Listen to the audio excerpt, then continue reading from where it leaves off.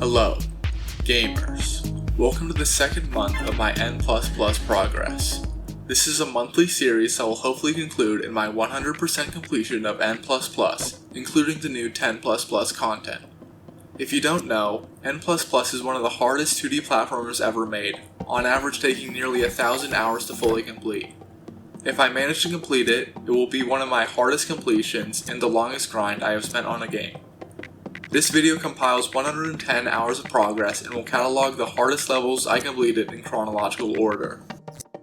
The main milestone I completed this month was completing all of the challenges in the N++ tab. At the start of the month, I had 3 rows left, C, E, and X.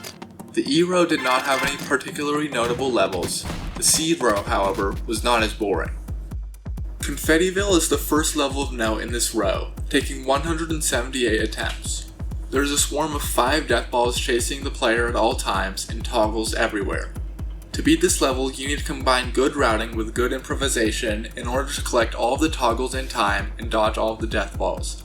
The death balls movement is very random, so it's easy to get caught off guard when you don't expect them.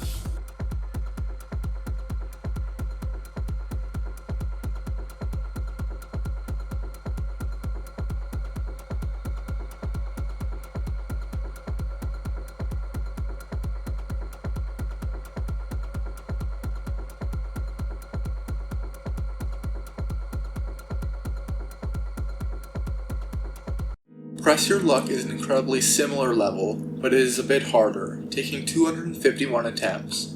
It's harder because despite having less death balls, the level is smaller and more cramped, your movement is limited, and some of the mines are in hard to reach places. But it is still nearly identical to Confettiville, and everything I said about that level applies here.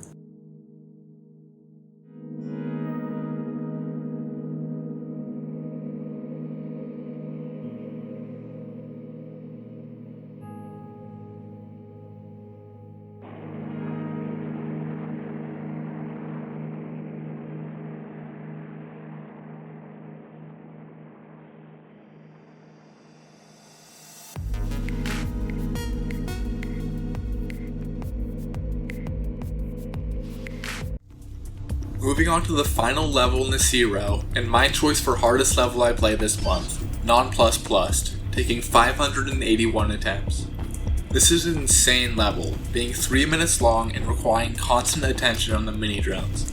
The movement between the gold is annoyingly precise and because of the cycles that are often under a time limit.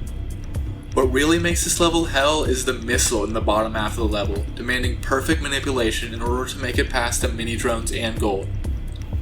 Despite the attempt count being lower than other hard levels, the fact this level is so long and the hardest part is a minute into the level means it is the longest I have spent on a single level, being 7 hours.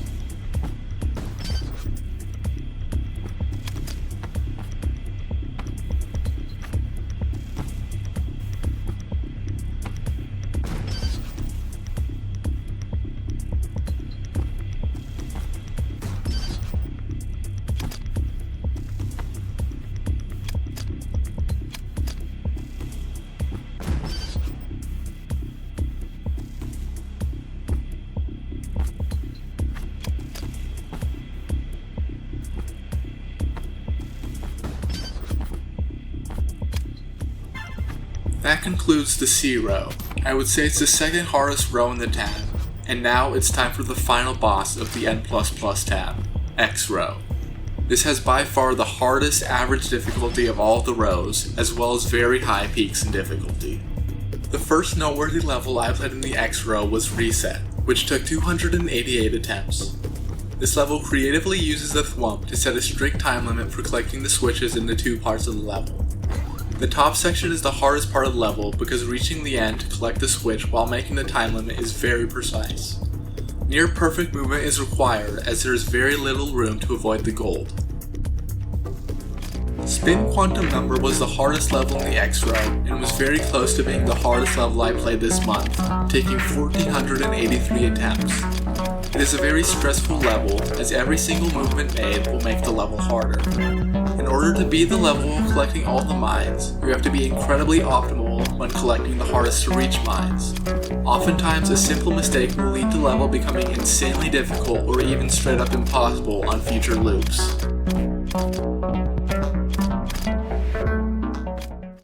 The final level I played in the entire tab was Blood Monkey, which took 635 attempts.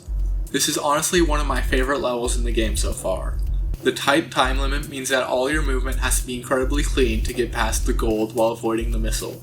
The level is very open, meaning that there is tons of room for potential routes. It's just very satisfying to route and then play correctly. Might I add that my run of the level is very optimal, with nearly 10 seconds to spare.